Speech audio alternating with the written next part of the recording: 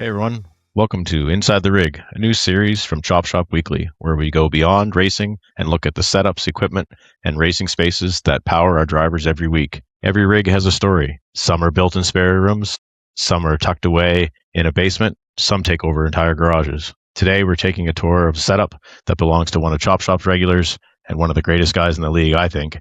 We'll be talking to Clint Hackett. We'll talk a little racing, learn a little about the driver behind the wheel, and most importantly, we're going to check out the equipment and the space he uses every week. Clint, welcome to Inside the Rig. Hey guys, thank you, man. Thank you for having me. No worries, Clint. So first off, you're from Virginia. Give me a little background. Well, where you grew up, where you're from. Yeah. Married to Shelby. Happy birthday to her. I think it was her birthday today. So, happy birthday to your wife, Shelby. Yes, yeah. She let me sneak out and let me do this today on her birthday, so that's awesome too. She's an awesome chick. It's her birthday, big day for her. Had a good time with her, and yeah, we're just hanging out with you, and we're gonna do some chatting about some racing and rigs today. So I'm excited for sure. about that. So you're in Virginia? Yeah, in Virginia. Currently in Northern Virginia, what they call it, in Haymarket. I was born and raised in Buckingham, about 3 hours south of me.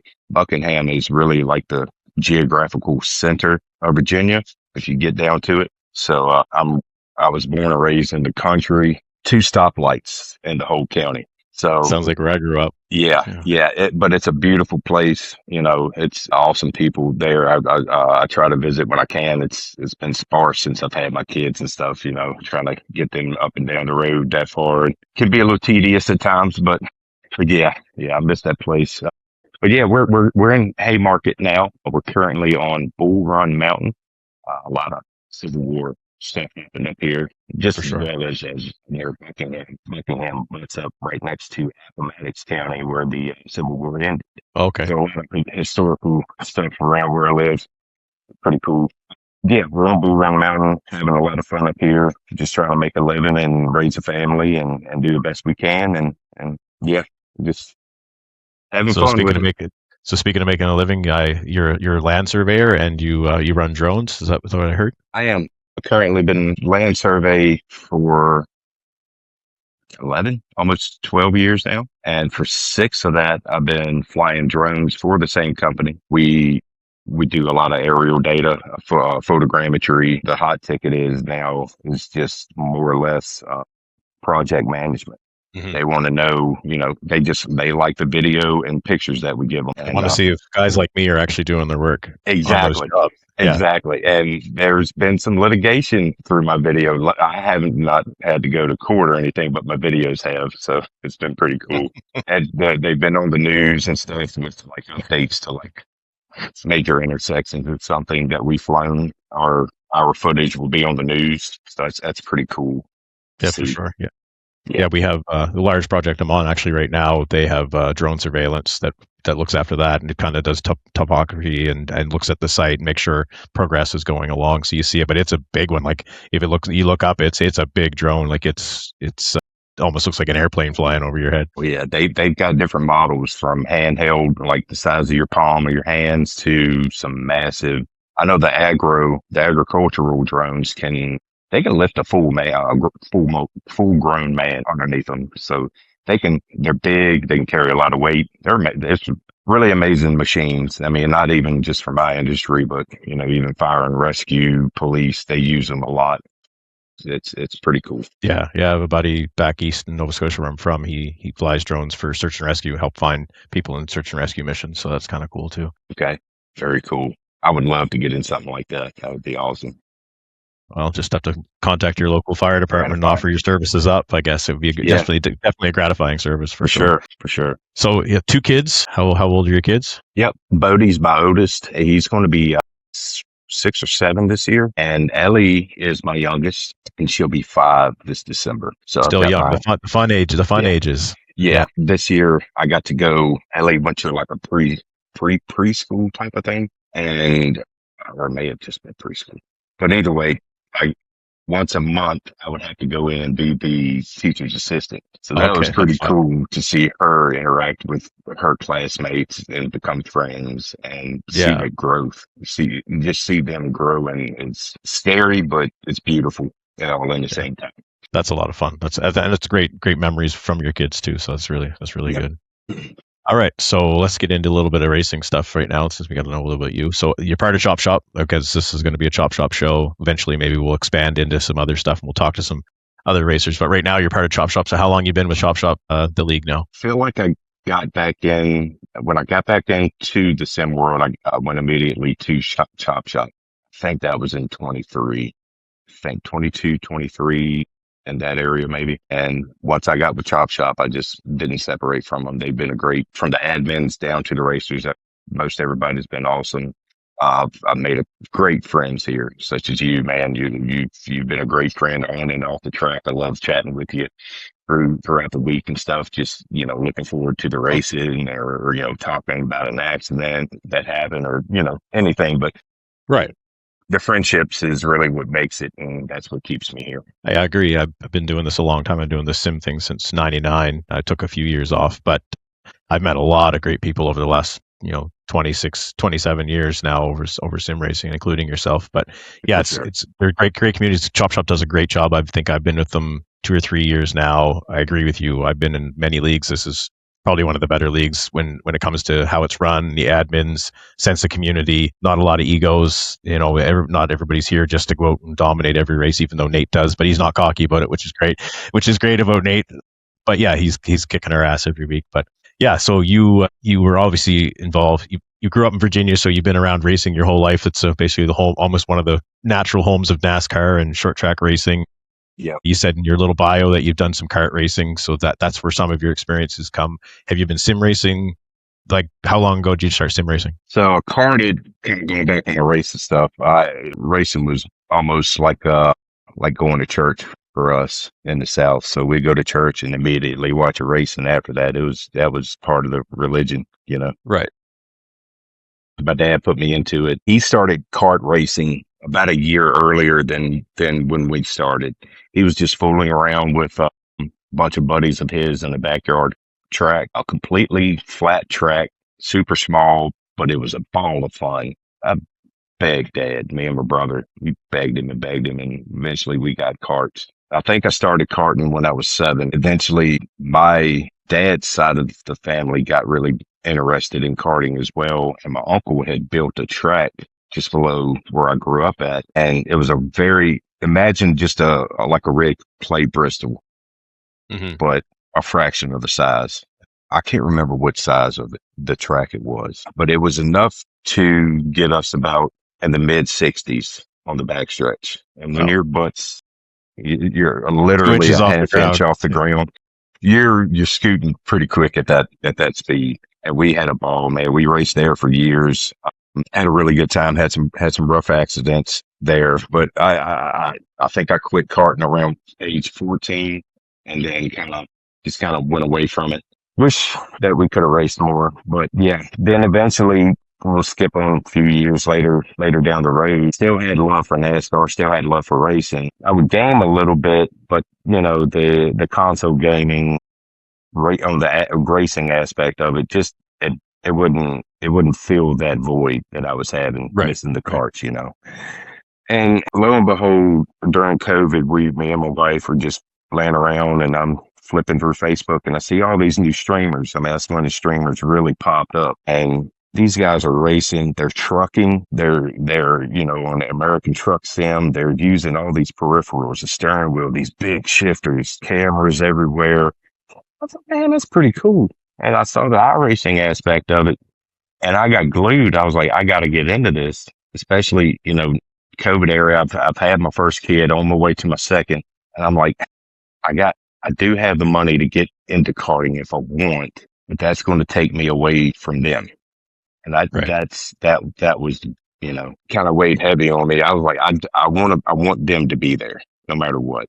So, or I want to be around them. So sim racing kind of filled that void perfect. I'm able to race, go to bed, all in the same night here at the house. They don't have to miss me. I don't have to miss them.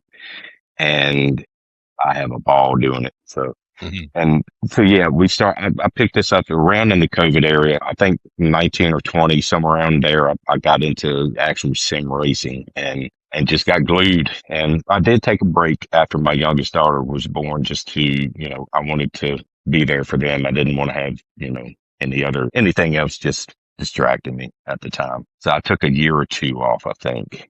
I don't think it was over 2 years, but yeah, when I got back, I got a break with Chop Shop, and here we are today, still racing. So, Well, I'm glad you made it. I'm glad you're not one of those crazy 2020 joining people into iRacing. That's basically when I quit doing officials in iRacing was 2020, because the huge numbers of people that came from consoles just came in and thought they were racing Forza Motorsports or whatever, and they were just smashing and crashing. And I haven't done an official since 2020, so it's been 6 years for me since I've done an official. I started iRacing there. Yeah. I started racing iRacing in 2016. I always did the NASCAR Papyrus series. Before that, the old NASCAR 2003. Yeah. Those old ones, NASCAR 99s, where I started. But yeah, Chop Shop's a great community. And we're sure glad to have you as being part of it. I appreciate it. So yeah, no worries. So what I was going to get to now?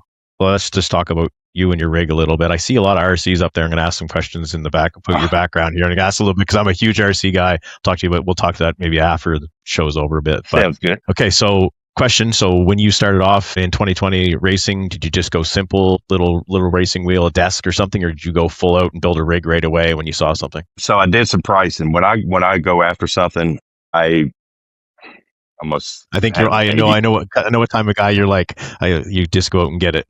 I want to, but I have to price it. I need to know what I'm getting. I need to know what's better than what I think I'm getting and what's worse than what I think I'm getting. And I would try to find the middle, try to find something that, well, one, is affordable. Two, you kind of don't know 100% exactly what you're getting into when you're first getting into the sim world. You don't know the people that you're going to interact with. You don't know if you're really going to enjoy it because of that and stuff. So you got all that factored in. But yeah, I really started off with a G29 Logitech. Yep. Started off with that on a simple office desk that I bought. But I had everything that I bought, I had the future in mind in a way. Mm-hmm. The way that I bought the office desk it's an L-shaped desk. And eventually my first setup in 99 was an L-shaped desk. Yep. So the way I ran my rig was, at first I was just running it on one of the just straight edges and using just one of the L's as everything. But as everything progressed, I eventually got the actual rig, a chassis, which is a GT Omega Prime rig, I believe. And I drove that into the V part of the L. So that way I could get my monitor as close as I could and drive my rig up underneath the desk as far as I could, and was working off of that. I see you're in the garage right now. So we eventually, the choice was to go in the garage just because of space, to give yourself some room. Space and noise. That little G29 would make a racket back in the day. They are the loudest. Those Logitech wheels, I had a G27 for years. Like I ran G27 for a long time. Those things are the noisiest wheel I've ever run. Like those cogging, rattling, sound like they're going to fall apart in your hand. Yeah, I know what you mean. So between the noise and the space, I was like, I've got to do something that's getting a little bit bigger than I thought. It's kind of getting out of hand. So that's kind of when I took a break too. It's when my daughter was born. We still had the inside setup. And during that time, I just got the itch one day. I was like, I got to clean this room up. I'm going to make it for the kids. I'll figure out what to do with the sim after I get going. And eventually we're here in the garage. It's got a perfect little spot for it. And yeah, that's probably where it's going to live for the rest of its days. And it's going to be built more than what it is now too. It's still a slow build, but it's got everything I need right now. It's ready to race, and I have no big complaints on it right now. I'm really happy with the setup. This is my fresh build I built earlier this year. And as you can see inside of it, has a bunch of memorabilia that I've got. Okay, I love that. And I see the signature orange. I think you have a thing with the color orange. I like that. I do love orange. Excuse the camera 1 second. I got to take this cover off. Sorry, guys. But yeah, if you can see, we got some old. This is an unopened pack of racing cards from 1991. I still haven't opened yet. A good friend of mine, Tony Sanders gave that to me, or one of our fellow racers. Yeah. Along with these cards, he gave me some Davy Allison cards. I love it. And then I've had this is my father's, a 94 Bill Elliott Mac Tonight car that he had for years and years. I took and cleaned it up, put it inside here. This is a Davy Allison car that is sitting. I don't know if you can really tell, but I 3D printed an actual car lift, and it is sitting on the lift. That's awesome. And yeah, so that's the inside. I got a couple 1/64 scale on the front there. Okay, that is one of the coolest cases I've ever seen. Yep. Now, you've given me some ideas for mine now.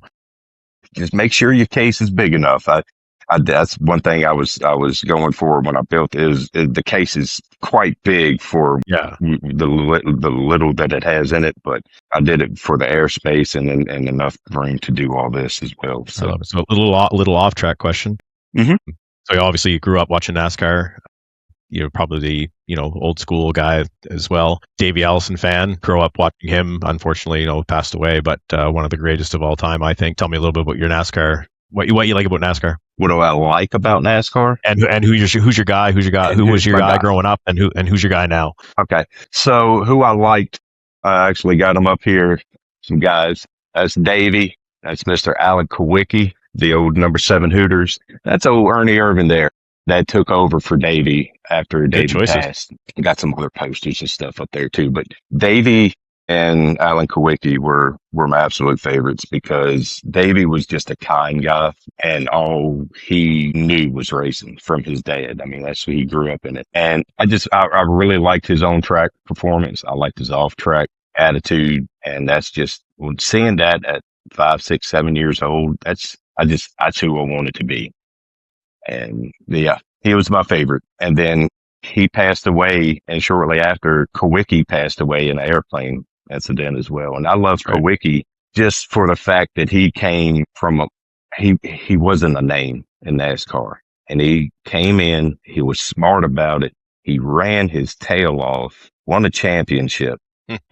He was his own crew chief. I mean, he knew numbers really well too, but he was just one of those guys. And I loved his, instead of having Thunderbird on the bumper, he had Underbird as the underdog.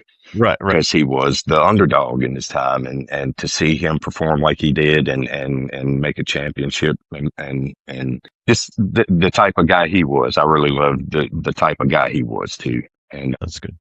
So hence why you, so the Davy Allison thing, hence why you're 28 in all of our series here in Chop Shop. And luckily you were able to get the 28 and not have to fight any guys. I know we had Brian Zimmerman join for a little bit, and he wanted the 28 because he's a big Davy and Bobby fan. He's actually, Brian, I don't know if you talked to him before, but I've known him for years, but he's actually was Bobby Allison's neighbor. So they lived side by side in Alabama. So he's known Bobby. So they grew up, they talked to each other. Brian would be there all the time. I knew him. Helped him with the estate actually when he passed away not too long ago. Yeah, Brian was a good friend of Bobby Allison. I'll be doggone. Yeah. So that's why Brian always wants the 28 and the Allison stuff, because he actually knows the Allison family and his. So back to the rig. We'll go back to your PC there. Wonderful case. What are you running for equipment inside the PC? What do you got for graphics card? So PC. Yeah, as far as all the innards go, I have a PNY. Let's see if I can get the camera here. It's a PNY 5070 Ti. I can't remember. It's an Asus motherboard. I don't know the numbers on it, but it's a really nice 5070, a 12 gig card. Is it a 12 gig 5070 that Ti, or is that the gig? Yeah. I would have to look up at the box, but I believe it is. Okay. Yeah, I want to say 16. Is it 16? It could be 16. I think the Ti might be a 16, so I'm not sure. Yeah, I've got an AMD CPU. One of the better ones was the 9800 X3D or something. Bunch of fans. I got one in the back, 3 here, and then the all-in-one up in the top. Got to keep it cool. Yep, got to keep it cool. I guess the nice way, I mean, it gets hot in Virginia, but having the garage space, I guess it keeps a lot of airflow going, which is nice, not being tucked away in a little room somewhere. Yeah. One great thing about the garage is when I was kind of moved out here when I started doing my gaming, I learned very quick, this doesn't have windows. So it gets very humid, very hot, coming off the door. So 3 years ago, we we put a mini split Oh, in okay. here, so we are You got the comfortable. AC. That's Yeah, awesome. I love it. yeah, All we right, are. let's get to. I love that. Let's get to the rig. Let's see where you sit and what you use. Okay, so this is kind of side profile. We've got trying to look through my camera here. This is our 49-inch ultra wide Samsung. It's still just a 1080, no 4K or anything. We have a 24-inch up top for our added extra screen. I want to. Do you do overlays or do you watch the broadcast when you're racing? So I watch broadcast here on the TV Okay. on the side here. I can just look to my right and then watch the broadcast there. And if I'm live, if I have Discord up, any other programs I'm running will be up top. Okay. So yeah. So we're within for viewers who don't know, when we're talking about rigs, this is what a rig is, a chassis. The orange stuff here is just a fill. It's a slot cover that I got. Just you added it pretty. yourself? I'm sorry? You added that yourself. It looks really good. Yeah, I did. Yeah.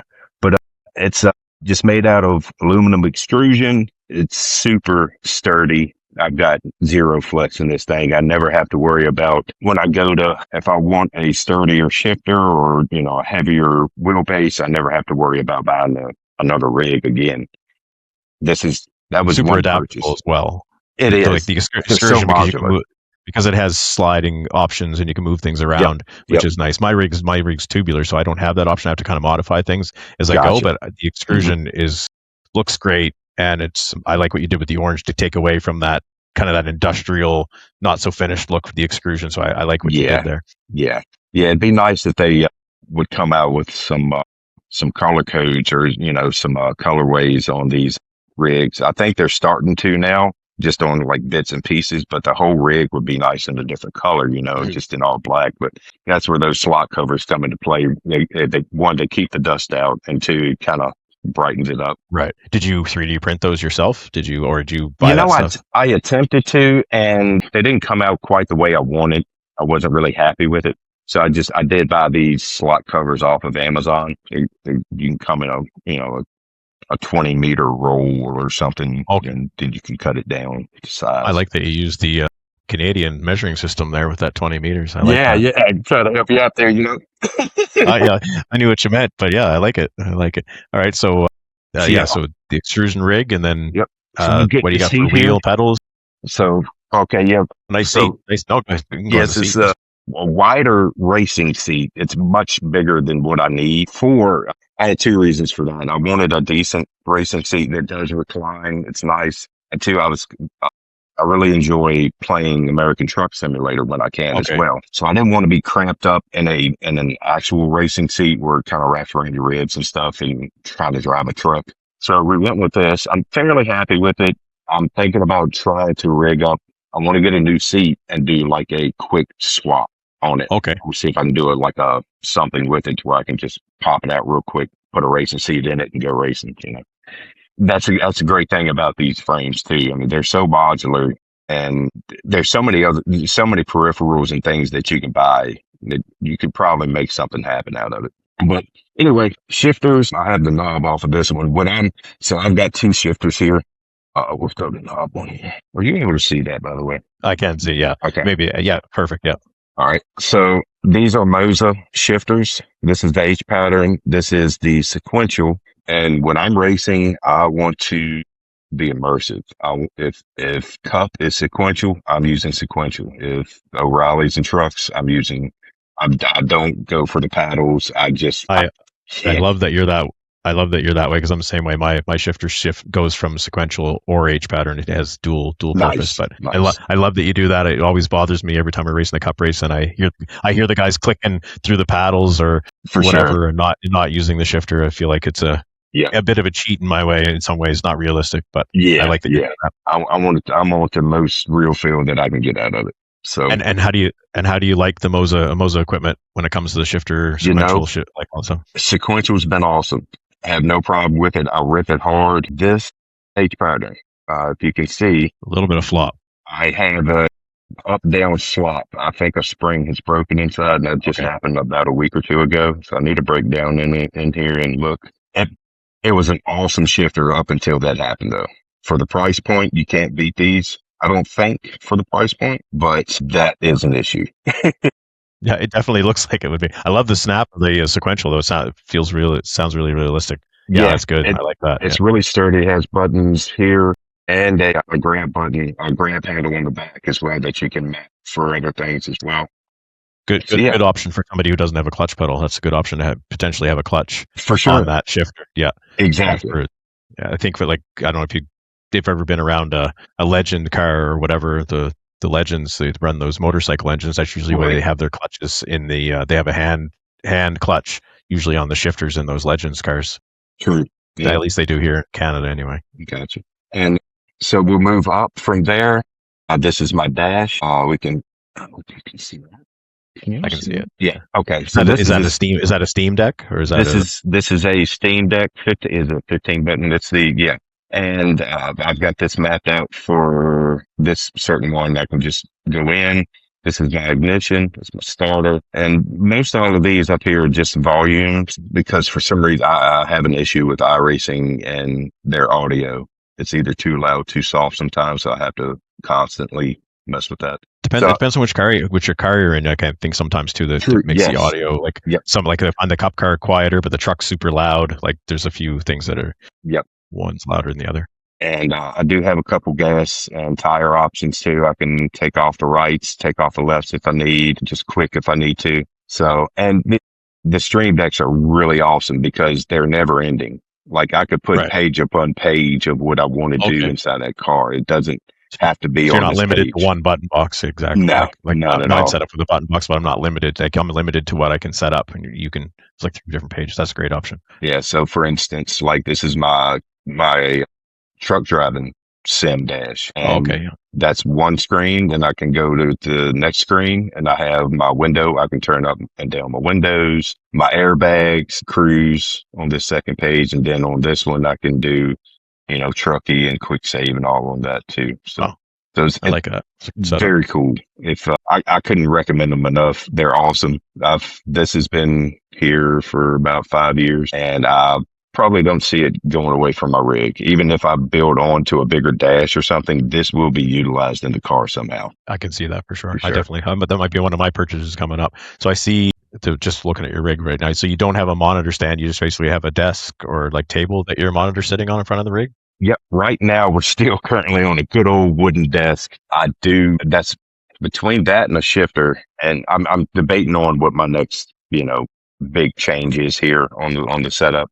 But that's going to be one of the bigger changes is a standalone monitor stand, and I've got to figure out whether I want to keep the 49 or if I want to go triples. Then, so that's. Yeah. Okay, and what kind of wheel are you running right now? So MOSA R12 base along it's outfitted with just the stock MOSA wheel. This has more buttons than I need on it. I've used the brake bias and a couple of the push buttons for push to talk and the menu to go through my black box on the iRace UI. That's about it. I haven't really gotten the GT3s yet. Tony and Brock and those guys are really trying to get me over there, and I need to get over there and practice. You definitely need more buttons if you get into those. I haven't got into them much either, but my wheels that I have definitely have a lot of buttons too. But I might basically have the exact same mapping as what you have. Gotcha. My wheel's a little different, but I just basically have push to talk. I go through the menus, and that's all I have on mine. I have a brake bias adjuster off on my dash panel, like kind of like a real one, but nice. It's the only thing different. But is you like so again, your MOSA equipment? So did you do some research to pick the MOSA, or did you just go with price tags, or how did you pick going with MOSA equipment? Price point for the weight that you're getting. This is R12, and for the price point, I really couldn't get any better. And happy with it. I feel very happy with it. I've got it. I've been working on it for about 6 months, and there's still like a world of tweaking that you can do within within the programming of it. But the way I got it set up kind of right now, it's not bad. It's a lot better than what I came from, and I still have a lot more room to grow as well. So I came immediately from a Fanatec CSL Elite, which is a belt driven, right? I think a 6 Newton meter base. So doubling, going to a 12 and going to, direct drive was the wake up I needed. It's Absolutely. really helped.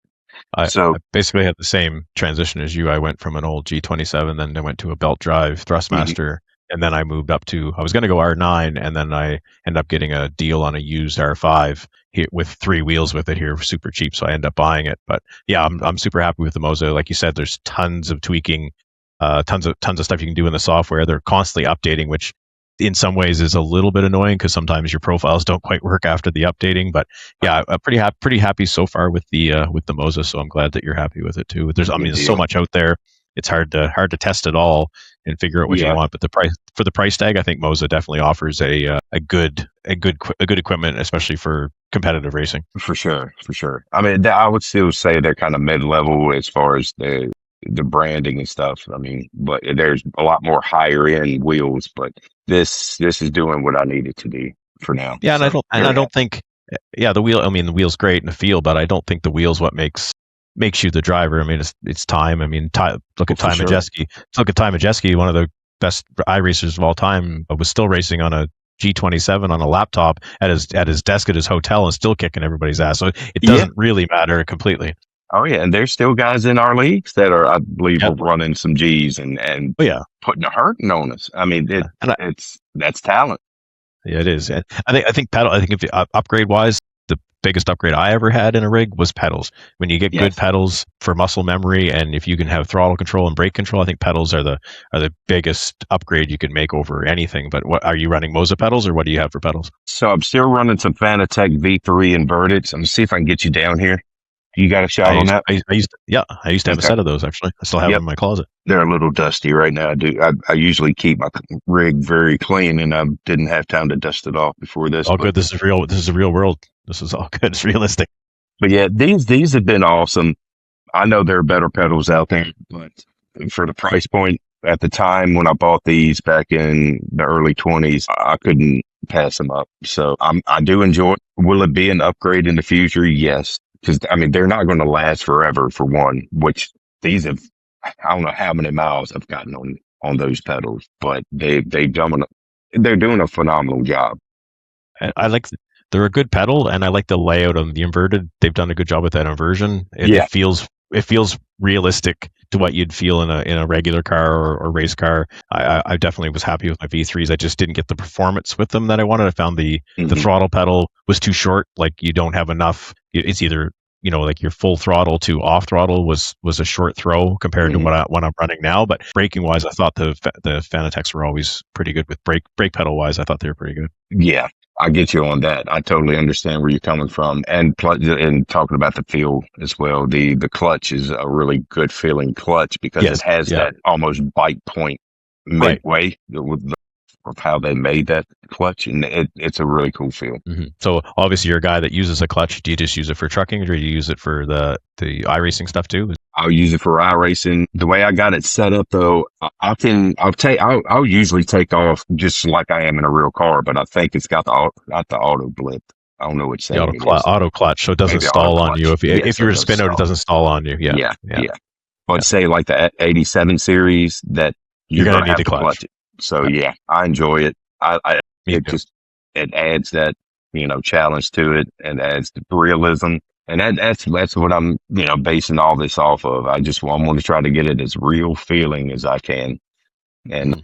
like one day these shifters are going to go away and I'm going to try to I cannot remember the company name, but I've seen they're, it. It looks like a real shifter, like almost hydraulic shifter. I yeah, think it's big got a cylinder feedback. tube. Yeah, it's got a feedback on it. So when it idles, it vibrates, it's awesome. It's got lockout. So if you miss a gear, it's going to lock you out. Wow. Like you're grinding. It has all that technology and BDH, I think is the Think name of them. something like Something that. like Yeah. that. Do you run anything like in your rig for motion or vibration at all, like butt kicker or anything like that? No, just other than the vibrators on the brake and the throttle Okay. on the pedals and that's it. No motion, no butt kicker.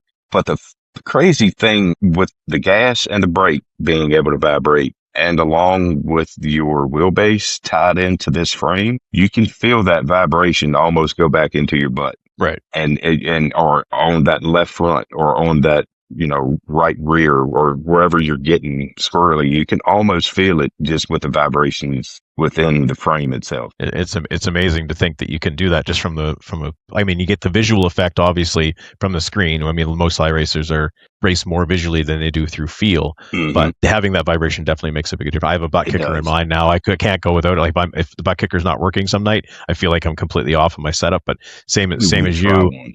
Yeah, they're good. I'd like to go motion eventually, I think, or a haptic seat would be kind of cool too. But the butt kicker's mounted to my seat, so I have the things like when I shift, when I bang the gears, I can feel the whole like bunk like in my rig. I can feel it going into gear.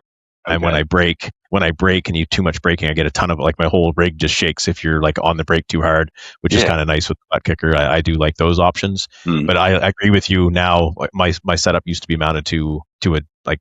My wheel was mounted separately from where I was sitting, and I didn't get that feel in the butt. Now my wheel's directly on attached to the frame, so I like you're getting that feel from the wheel through the whole frame of the system. Yeah. It was shocking when the first time I felt it. I was like, "There's no way that shook." And you could almost feel it start from the base and just kind of move its way down the frame, down to your legs, Like, wow, that's amazing. And it's amazing how your mind perceives it. So you're perceiving it in the direct way and the right way. So it's crazy what the technology we have these days go. Is your rig on pedestals, or you have it on wheels so you can move it around, or are you just sitting solid on the ground? Sitting solid on a carpet right now, and I may eventually do something. I don't know. I'm going to wait out a couple more years to look at motion, because I feel like motion's going to go down in price. Especially, I hope so. I think with MOSA is supposed to be coming out with their own motion setup. And there's no price yet, but whatever they hit, I think it might be kind of the new mark, I guess. So I'm hoping it'll get more affordable for us. It would be fun to put motion on it. I don't know if it's going to be more fun or beneficial. Have you ever run a motion rig? Have you ever been in one? I haven't. So that's why I'm just curious. I've been in one, and I've been in one that wasn't like a 4,000 like DIY. I've been in the like, the $50,000 to $100,000 motion sim, and it does make a difference. You can feel everything. It takes a little bit to get used to, but I could see in full time you would get better and faster that way. But for the added expense, I don't think it's. I mean, for the immersion, it's great, but for the added expense, it's not going to make you any better than you were before. It's just going to be cooler for what you have. But right now, if you're getting into that, $15,000 to $20,000 range for something, you're not getting any benefit out of it other than the fact that you have the money to spend on it. Yeah, exactly. I think the motion now, I think the DIY ones are just under, I think around $4,000 or something like that. I think what those are. So if MOSA can get in that $2,500 range, I think they can start selling, and they could probably that'd be a good market to get into for a starter motion rig for sure. Yeah, for sure. Yeah. So we'll see what they come out with. Okay. So let's just back up a little bit from where you're at, and let's get a full view of your setup, if you can show us just kind of if you can get back far enough to see it all. So there's where Clint spends his nights on Tuesday and Fridays, Saturdays. Do you race any other nights of the week, Clint? So we race Friday, Saturday, Sunday, Tuesday, Wednesday, and soon to be Thursday. Holy moly, dude. I don't know where you get the time. That's awesome. And you are going to do the 87s? We'll be doing the 87s. Did you get the 28 yet? Got the 28. She's ready to go. I love it. I love that you have it. That's great. I was super happy that you. I ended up finding a 52. Old Jimmy Means ran the 52 in the 80s, so I'm going to run the 52 of Jimmy Means from Jimmy Means Racing.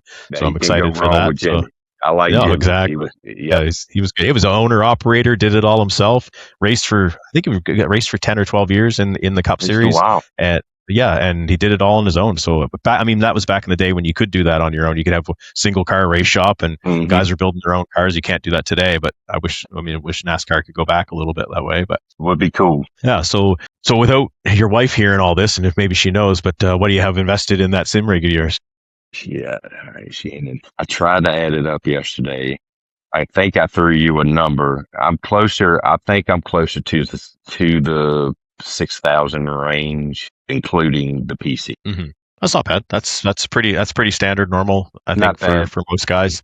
but that's with my cameras and Steam Deck, stuff you necessarily don't need for racing. But this, yeah, what I would say. Hmm. So you told me in our messages earlier that you have the Track IR. Do you use that for iRacing or just for truck sim? I do, and I love it for truck sim, obviously, because you have to really It use, makes a huge difference. Yeah. yeah, to Yeah. backing up the trailers. I can look in the rear as I'm backing instead of having to look through the mirror and stuff. It's really cool. Surprisingly enough, you'll use it more than you think in iRacing on the weirdest times. Hmm. Usually I'm up straight and I'm cutting my eyes left and right. My head's looking straight. But there's one instance a couple years ago, we were in a bad wreck at a super speedway. I think it was Daytona, Talladega one.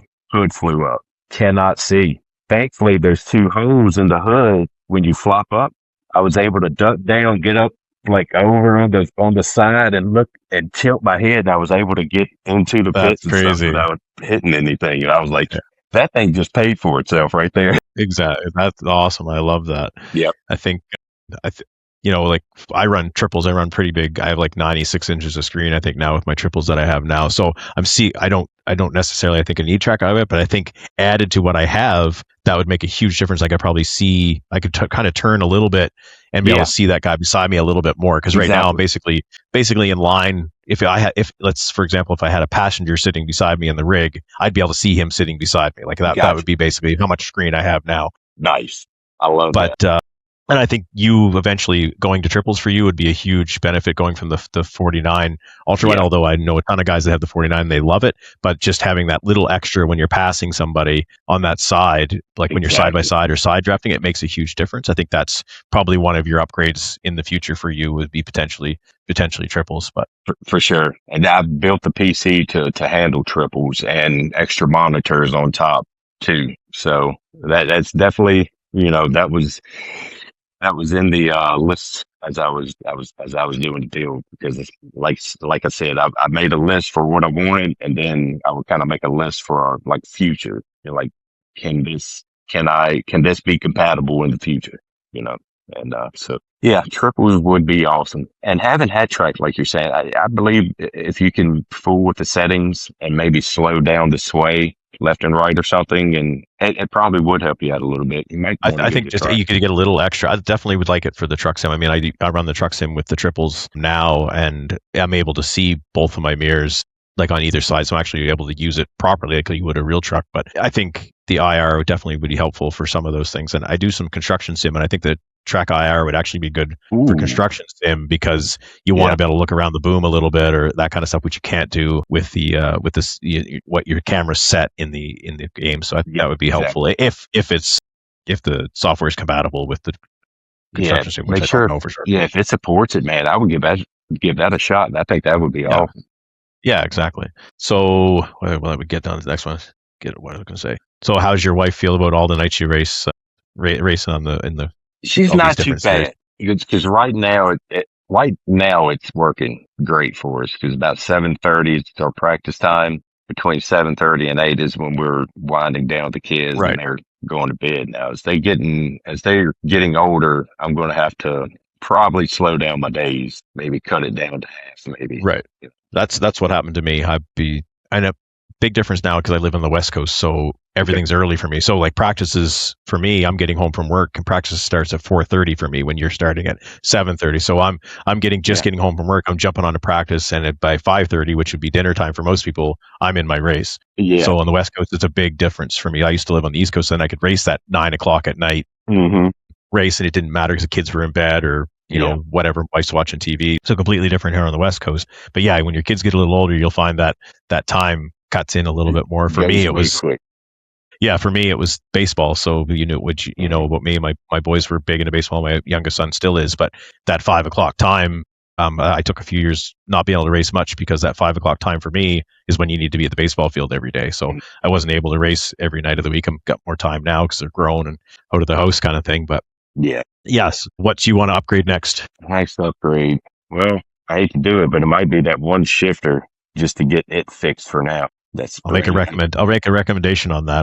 The SH8 shifters out of Italy are fantastic, and they switch from sequential to H pattern. They have different modes. They can switch from a 6-speed to a 7-speed. I think they even have an 8 now as well with the same shifter. That just has a different plate that can go in. It's just a button switch. You turn the knob 90 degrees. You go from sequential to H pattern, and I think they're only I can't remember. I think they're $120 in Italy or whatever. I think I paid less than $200 for mine, and it's fantastic feel. They're a really good shifter, but give them a chance to check them out. Yeah, that's a good price point there, and I'll definitely give them a look for sure. Definitely happy with mine. I'm on my second one. I had a problem with one, but I had it for I don't know. I think I had it for 6 years and never had an issue, and then finally I had something go, and it just not exactly sure what it was. I couldn't quite fix it, so I bought another one just for the price. I couldn't go wrong. Yeah. But the other one still works. It just wasn't. It was missing shifts once in a while, but it was one of the magnets had met. What had happened, I ended up discovering after I bought the new shifter, but it has magnetic sensors in it that tell what gear you're in. Okay. And one of the magnets actually fell off, and it was stuck to the side of the shifter underneath the case. I couldn't see it. So when I was putting it in gear, the magnet was thinking it was in a different spot because the magnet had shifted over to a different spot on the shifter. So I could have fixed it easily, but I ended up buying a new shifter anyway. Gotcha. But realistically, it'll be either that or our GT3 wheel. Okay. They're pushing pretty hard. Do you just have the one wheel now? Just a single wheel right now. Yep. I have a F1 or GT style wheel that when I bought it was the guy actually 3D printed it and made a 3D printed wheel, and it actually works pretty good. It has buttons in it and everything, but it's maybe something you could look at is building your own wheel. Yeah, I've seen a couple of templates. 3D print guy. Yeah, I've seen a couple of templates out there. I was like, man, I wonder if it's worth it. I might give it a shot one day. What's your dream upgrade for a sim rig? Dream? Okay, going back to shifters, that BDH. I hope I'm saying the company name right. They're out of country. I don't know what country they're in, but BDH has come out with some awesome shifters that I've seen. They're, like I said, they're handmade, and his newest one that's coming out, he's showing off in expos right now, is an actual like a haptic feedback shifter. It's all controllable. You can make a 4, 5, 6, 7 speed out of it. I think it has a little screen that you can program, whatever you want to run. And like I said, it's got a lockout. When you're sitting at idle, you cannot put it in gear unless you're engaged the clutch. It'll spit you out. Like it'll grind your gear if you shift wrong. And like I said, I love immersion. I want to be immersed in it. And the more I can feel that I'm really in it, the better off I'll feel. So, but it's not a cheap shifter. It's probably $1,500 to $2,500 range. Mm-hmm. It's got to be justified for sure. Yeah. But that's going to be after other maintenance are done, like the possible triple setups and the standalone monitor system and monitor stand and whatnot. So that it's on the back burner, but it's still definitely a dream. So let's talk about your Chop Shop a little bit. Which series do you enjoy the most in Chop Shop? Trucks, Xfinity, Cup? Which one are you enjoying the most? I really love them all. Cup, I kind of lean towards Cup because it humbles me. It really does. It shows my place. I know where I'm kind of supposed to run there because there's so many fast dudes there, and it's awesome to be a privilege. It's a privilege to be a part of that series, and I hope we can get faster one day to run up front like you guys do. But it's a pleasure just watching y'all. I'm not supposed to be up front, Clint. Like I don't know why I'm up there in these Cup cars. I don't know why I'm up there, but I'm yeah.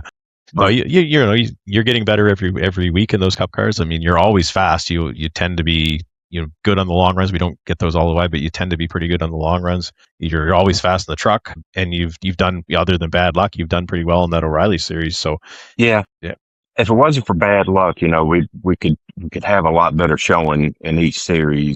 Like I said, it does humble you, man. But the reason I picked Cup is, like I said, it's just so many great fast dudes. That's their upper echelon. That's their top, seed. It's the main. It's their main. That's their A main. I love trucks. I absolutely love the trucks, the Gen 4s, the Arcas, the O'Reillys. I love the straight axle cars. I can drive those a lot better. But Cup, it's growing on me. It is. So I'm the same. I'm the same way. I think whenever iRacing keeps adding and doing stuff to the Cup car, the more it feels more like the other stuff and more feels like an actual race car. I think the more they do to it. I'm a huge fan of the trucks, except for right now I hate them, and you know why? Obviously, my bad luck in the trucks.